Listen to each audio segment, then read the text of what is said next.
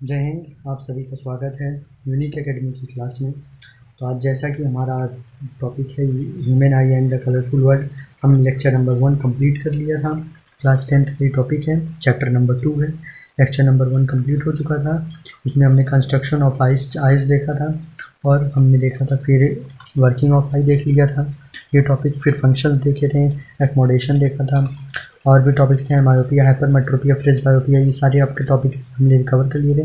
तो आज जैसा कि हमारा जो सेकंड लेक्चर होने वाला है वो प्रिज्म पे बेस्ड होने वाला है। लेक्चर नंबर 2 हमारा पूरा बेस्ड होने वाला प्रिज्म पे। एक तरह से हमारी जो आँखें हैं हमारी, वो ईश्वर के द्वारा दी हुई हमारी सबसे अनमोल चीज़ों में से एक है आँखें हमारी। तो आज पूरा उसी पे हम डिस्कस करेंगे, कैसे कैसे हमें चीज़ें दिखाई देती हैं। स्कैटरिंग डिस्कस करेंगे, डिस्पर्सन डिस्कस करेंगे लाइट का, और रेनबो कैसे बनता है, वो सब पूरी टॉपिक्स को आज डिस्कस करना है। तो चलिए स्टार्ट करते हैं हम अब lecture number 2, class 10th physics, refraction of light through a prism.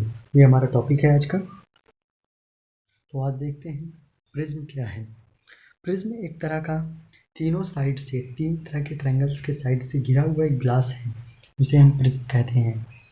आपको एक बात बता दें, ह्यूमन आई मतलब ईश्वर के द्वारा दी हुई किसी भी एक तरह की गिफ्ट है हमको, हम लोग को देखने के लिए। बहुत ईश्वर के द्वारा दी हुई एक तरह की बहुत प्यारी गिफ्ट है। ठीक है, ये भी आपके टॉपिक्स में था, द गिफ्ट ऑफ विज़न। तो इसको बस एक तरह से इस तरह समझ सकते हैं। और टॉपिक्स है, जो मेन टॉपिक्स हैं उसको कवर करते हैं। ग्लास प्रिज्म आपको बता दिया गया, ट्रायंगुलर ग्लास प्रिज्म होता है। तीनों तरह से घिरी हुई एक जो ग्लास होती है उसे प्रिज्म कहते हैं। ठीक है, अब देखते हैं जो आपका, जैसा कि फिगर में भी आपको शो हो रहा होगा, आपको फिगर में भी हर एक बातें शो हो रही होंगी। अब पूरा जो रिफ्लेक्शन होता है, रिफ्रैक्शन होता है ग्लास प्रिज्म से, उसको हम डिस्कस करेंगे। जो एंगल होता है, angle between its opposite face is called angle of prism. Angle of prism किसे कहते हैं, ये आपको समझना ज़रूरी है। जैसा कि आपको फिगर में दिख रहा होगा, ये ग्लास प्रिज्म है। ग्लास प्रिज्म में जो ये वाला एंगल रहता है, मतलब इन दोनों के अपोजिट एंगल, ये आपका क्या रहता है, एंगल ऑफ प्रिज्म रहता है, जिसको हम ए से डिनोट करते हैं। किसे डिनोट करते हैं, ए से डिनोट करते हैं। जब इसमें क्या होता है कि कोई भी वाइट लाइट आती है प्रिज्म से, कोई भी वाइट लाइट आती है, तो वो क्या होती है कि जब प्रिज्म पे रिफ्लेक्शन फॉल करती है, तो क्या होती है कि बेंड हो जाती है। क्यों बेंड होती है, क्योंकि लाइट रेज क्योंकि होती है, light rays rare to denser medium आती है। लाइट रेज हमेशा क्या प्रिज्म में कहाँ पे आती है, रेयर मीडियम से डेंसर मीडियम में इंटर करती हैं। इंसिडेंट रे क्या होती है, रेयर मीडियम में होती है, और वो किस मीडियम में इंटर करती है, वो डेंसर मीडियम में इंटर करती है। तो इस वजह से क्या होता है कि जो लाइट रे होती है वो बेंड होती है।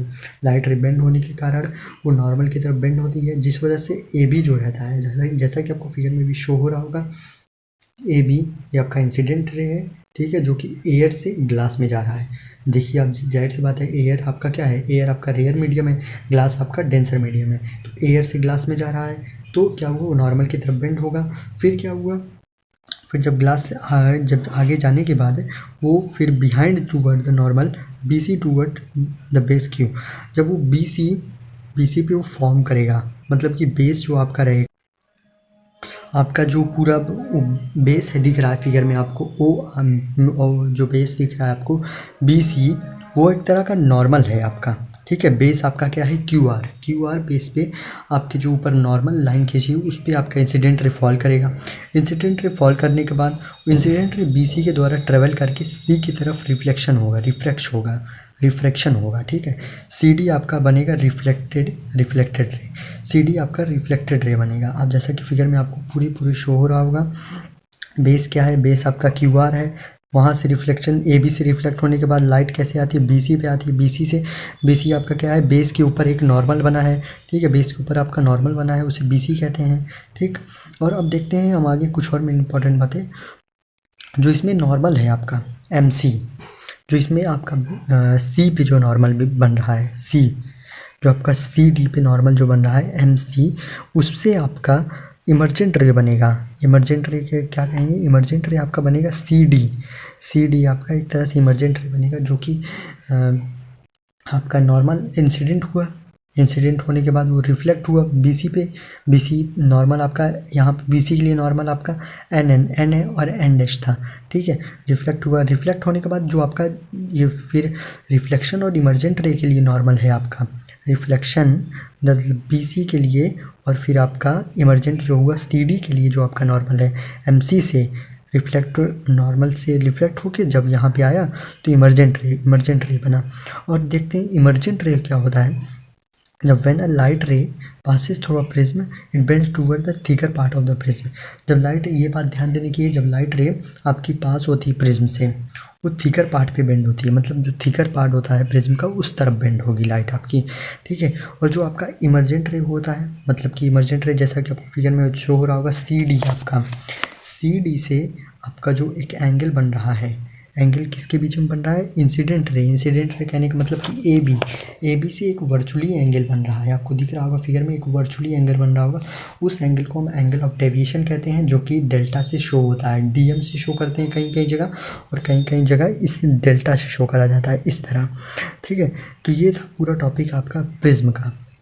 लाइट किस प्रकार आती है, वो किस किस तरह फॉल करती है, इमर्जेंट रे क्या है, और आपका इंसिडेंट रे क्या है, रिफ्लेक्टेड रे क्या है, आपका पूरा चीज़ इस टॉपिक में कवर हो गया है।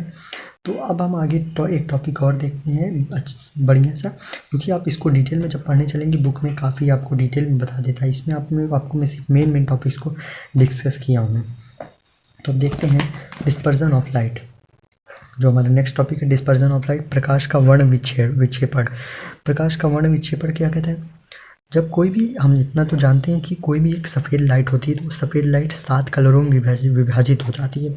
The splitting of white light into the 7 colour passing through a transparent medium, मतलब किसी भी ट्रांसपेरेंट मीडियम से जब कोई वाइट लाइट पास होगी, मैं ये नहीं कह रहा कि वो सिर्फ प्रिज्म से, यहाँ पे बोला है कोई भी ट्रांसपेरेंट मीडियम, ठीक है, कोई भी ट्रांसपेरेंट मीडियम हो सकता है, जब वाइट लाइट उससे पास होगी तो उस प्रोसेस को हम क्या कहेंगे, डिस्पर्जन ऑफ लाइट कहेंगे, उस प्रोसेस को क्या कहेंगे, डिस्पर्जन ऑफ लाइट कहेंगे।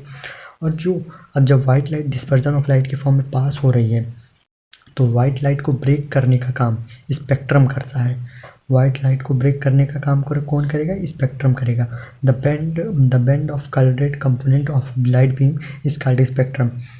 स्पेक्ट्रम का काम ही यही है कि वो जो जो वाइट लाइट आ रही है उसको सात अलग अलग कलरों में तोड़ने का काम। अलग अलग कलर कहने का मतलब कि VIBGYOR violet, indigo, blue, green, yellow, orange, red. ये जो आपको चार्ट बना हुआ दिख रहा है ये डिक्रीजिंग फ्रिक्वेंसी पे है और इंक्रीजिंग वेवलेंथ पे है, ठीक है। मतलब इसमें सबसे ज़्यादा जो वेवलेंथ किसकी ज़्यादा है, वेवलेंथ रेड की ज़्यादा होती है, ठीक है। वेवलेंथ आपकी रेड की ज़्यादा होती है और वॉयलेट की आपकी सबसे कम वेवलेंथ होती है, ठीक है।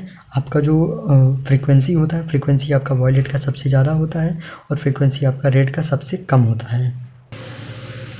तो आप जैसा कि इसमें शॉर्ट फॉर्म भी इसका याद रख सकते हैं, विबग्योर, ठीक है। Violet, indigo, blue, green, yellow, orange, red. तो इसमें देख सकते हैं जो फ्रीक्वेंसी होती है वॉयलेट से रेड जाने पे जो आपकी फ्रीक्वेंसी होती है वो डिक्रीज़ होगी। तो इससे पता चलता है कि वॉयलेट की सबसे ज़्यादा फ्रीक्वेंसी है और रेड से सबसे कम फ्रीक्वेंसी है। वेवलेंथ आपकी वॉयलेट से रेड तक जाने पे इंक्रीज़ होगी, तो मतलब रेड की सबसे ज़्यादा वेवलेंथ है और वॉयलेट की सबसे कम वेवलेंथ है। रेड आपका लीस्ट डेविएट है, मतलब कम डेविएट करता है, कम प्रकाशित होता है, मतलब डेविएशन का मतलब फैलना होता है, ठीक है, मतलब कम फैलता है। और जो वायलेट आपका रहता है मैक्सिमम डेविएट काफ़ी ज़्यादा फैलता है। वाइट लाइट को 7 कलर्स में बांटा जाता है हमेशा। वाइट लाइट हमेशा 7 कलरों में विभाजित होती है। और हम नेक्स्ट टॉपिक को और देखते हैं, रिकम्बिनेशन ऑफ स्पेक्ट्रम। स्पेक्ट्रम का जो रिकम्बिनेशन है ये पूरा आपका थ्योरेटिकल टॉपिक है, ये पूरा का पूरा आपका थ्योरेटिकल टॉपिक है। मतलब अगर आप एक प्रिज्म के बगल आप दूसरा प्रिज्म उल्टा करके रख देंगे तो अब जाहिर सी बात है वो रिकम्बाइन हो जाएगा, जाहिर सी बात है वो फिर से उस तरह फॉर्म करेगा। तो देखिए पहले आपका क्या होता है, रेयर मीडियम से डेंसर मीडियम जा रहा था, रेयर से आपका किस में गया था, आपका रेयर से डेंसर में जा रहा था। रेयर से डेंसर में जब जा रहा था तो फिर वहाँ से नेक्स्ट दूसरे प्रिज्म को उल्टा करके रख देंगे, जैसा कि आपको फिगर में शो हो रहा होगा। दूसरे प्रिज्म को आप उल्टा करके रख देंगे तो वो अब डेंसर से रेयर में जा रहा है, तो जब डेंसर से रेयर में जाएगा तो फर्स्ट वाली पोजीशन को फॉर्म कर लेगा। फर्स्ट वाली पोजीशन कहने का मतलब कि वाइट लाइट वो पहले था, पहले वाइट लाइट वाइट लाइट थी, वाइट लाइट को 7 कलर में तोड़ा गया। अब नेक्स्ट दूसरा प्रिज्म रखा गया उल्टा करके, वो भी उल्टा करके रखने के बाद वो जब 7 कलरें वो जब किसी प्रिज्म पर पड़ी तो वो अब वाइट लाइट बना देंगी। तो ये चीज़ था आपका recombination of spectrum, recombination of spectrum. अब हमारा जो टॉपिक आता है वो रेनबो का रहता है, इंद्रधनुष। रेनबो क्या होता है, एक तरह का आर्क है, 7 कलरों का आर्क है जो कि हमें स्काई में बनता हुआ दिखता है। ठीक है, 7 कलरों का आर्क है जो कि स्काई में बनता हुआ दिखता है। कभी कभी क्या होता है कि जब वाटर ड्रॉपलेट्स होती हैं, ये तभी होता है जब सनलाइट उस पर पड़ती है, तभी होता है। हल्की हल्की धूप होती है तभी आपका रेनबो फॉर्म होता है। क्या होता है कभी कभी कि जब वाटर ड्रॉपलेट्स होती हैं वो जब हवा में ऐसे वाटर ड्रॉपलेट्स में जब सूर्य की किरणें पड़ती हैं तो एक तरह से प्रिज्म की तरह बिहेव करना लगता है। वाटर ड्रॉपलेट्स आपका ग्लास प्रिज्म की तरह बिहेव करने लगता है, और जब ग्लास प्रिज्म की तरह बिहेव करने लगेगा तो सूर्य की किरणें वाइट कलर की होती हैं। जब वाइट कलर की सूर्य की किरणें उस वाटर ड्रॉपलेट्स पे पड़ेंगी तो वो वाटर ड्रॉपलेट्स आपके 7 कलरों में विभाजित होंगे।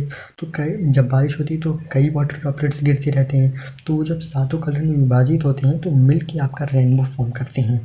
तो जैसा कि आपका नेक्स्ट क्वेश्चन भी यही था, वाई रेनबो फॉर्म, तो इसका भी आंसर हो गया। रेनबो क्या होता है, रेनबो 7 कलर का एक आर्क होता है, जो कि स्काई में बनता हुआ हमें दिखता है। और रेनबो कैसे फॉर्म होता है ये भी आपका क्वेश्चन का मैंने जवाब दे दिया।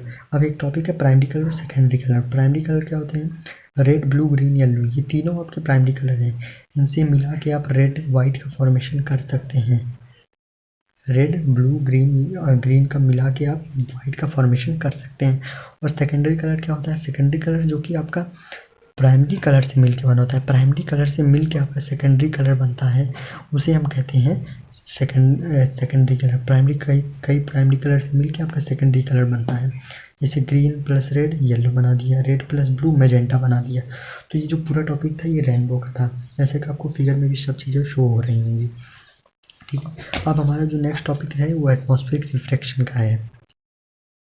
तो अब नेक्स्ट टॉपिक है हमारा एटमॉस्फेरिक रिफ्लेक्शन। एटमॉस्फेरिक रिफ्लेक्शन का टॉपिक क्या है कि जब कभी भी आपका जो लाइट है वो मतलब एयर में आपके क्या होता है, वायुमंडल में आपके डिफरेंट टाइप्स ऑफ एयर की लेयर मौजूद हैं।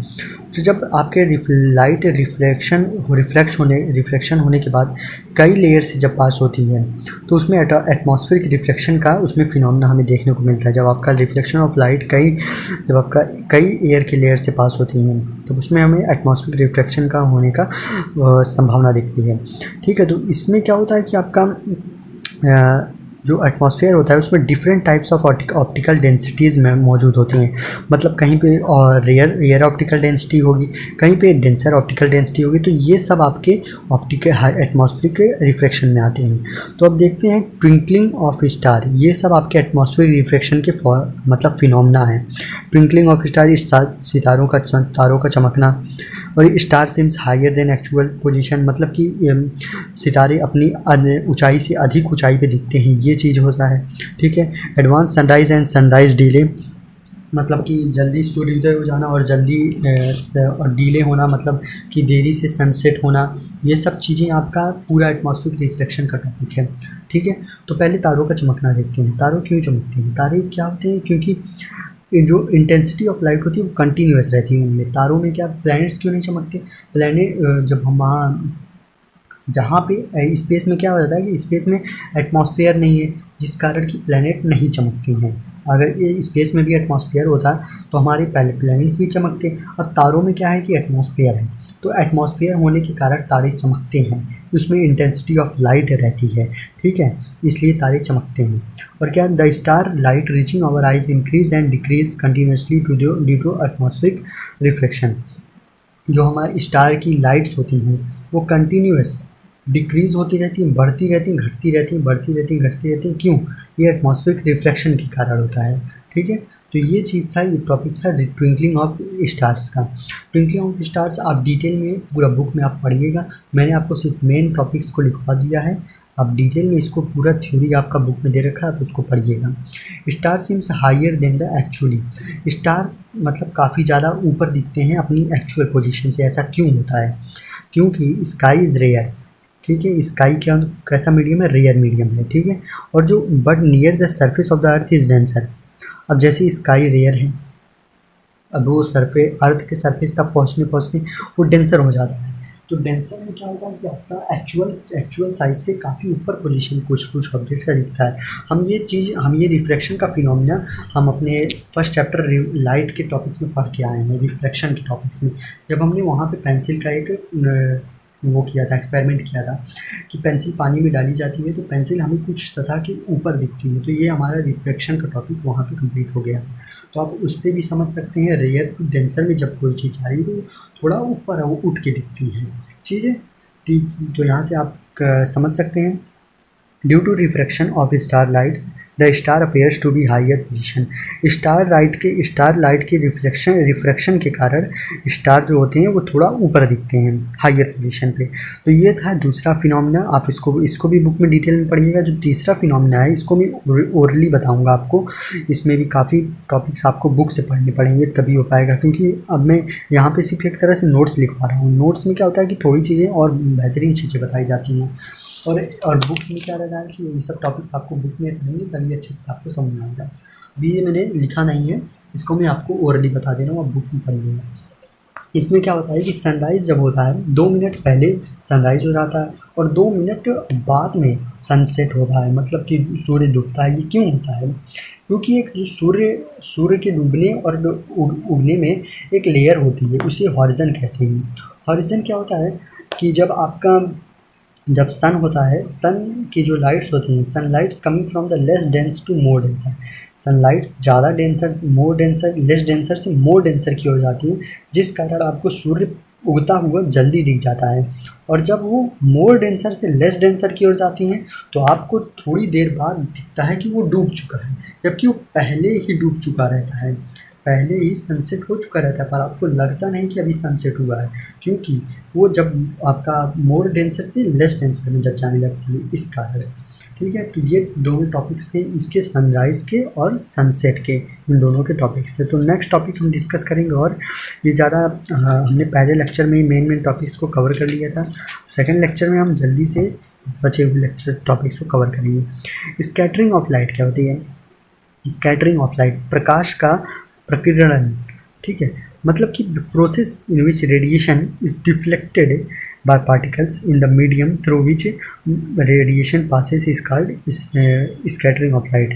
जैसे कोई भी एक रे आ रही है, ठीक है, जैसे कोई भी एक रे आ रही है, खिड़की से लाइट पड़ रही है कहीं किसी रूम में, तो क्या है, एक प्रकार से उसमें इसके बीच में कई पार्टिकल्स आएंगे, तो उन पार्टिकल्स को हम कहते हैं स्कैटरिंग ऑफ लाइट। मतलब कि उन पार्टिकल्स से ही हमारा लाइट का फैलाव हो रहा है। ठीक है, मतलब रेडिएशन का फैलाव होना। ठीक है, प्रकाश का प्रकीर्णन, मतलब कि रेडिएशन कहाँ तक फैलता है? जब प्रकाश किसी भी ऐसे मध्य माध्यम से गुजरता है जिसमें धूल तथा अन्य पदार्थों के अत्यंत सूक्ष्म कण होते हैं, तो इसके द्वारा प्रकाश की सभी दिशाओं में विभाजन हो जाते हैं, तो उसको हम स्कैटरिंग ऑफ लाइट कहते हैं। और इसमें टिंडल इफेक्ट क्या होता है, अब देखते हैं। ये टॉपिक हमारा टिंडल इफेक्ट, हमने टॉपिक कवर कर लिया। टिंडल इफेक्ट क्या होता है कि the scattering of light by particles, मतलब कि स्कैटरिंग ऑफ लाइट में कुछ पार्टिकल्स आते हैं, जैसे धूल मिट्टी कुछ भी आया उसकी वजह से फैलाव होता है, तो उसे टिंडल इफेक्ट कहते हैं। ठीक है, blue colour light is present in sunlight scattering much more easily than red.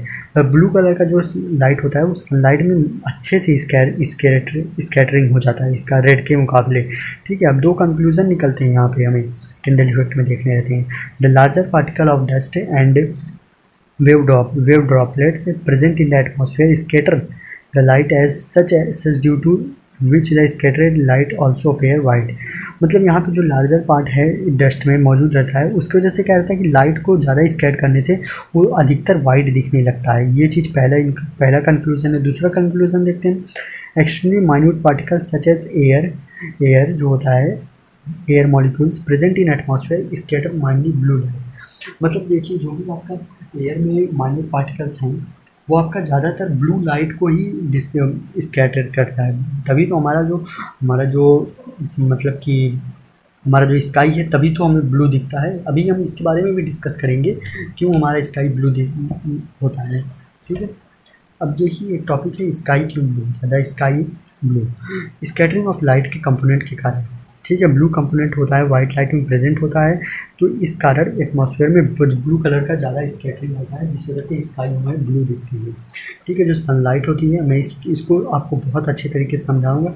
मेरा नोट्स भी कुछ अलग होता है लिखवाने का तरीका, आप इसको अच्छे से समझिएगा, नोट्स इसी प्रकार बनाइएगा। समझने के लिए आप बुक का प्रयोग कर सकते हैं, पढ़ने के लिए कर सकते हैं, पर आप एग्ज़ाम में अच्छे नंबर स्कोर करने के लिए और क्विक रिविज़न के लिए नोट्स का प्रयोग ही करेंगे। ठीक है, तो इसमें क्या होता है, स्कैटरिंग ऑफ ब्लू कंपोनेंट, जो सनलाइट होती है 7 कलर में बनी होती है। 7 कलर में से क्या होता है, रेड ऑरेंज इनकी लॉन्गर वेवलेंथ होती है, लॉन्गर वेवलेंथ को ना स्कैटर करके ब्लू कलर को शॉर्टर वेवलेंथ होती है, ब्लू कलर को स्कैटर करता है स्काई, तो इस वजह से हमारा स्काई ब्लू दिखता है।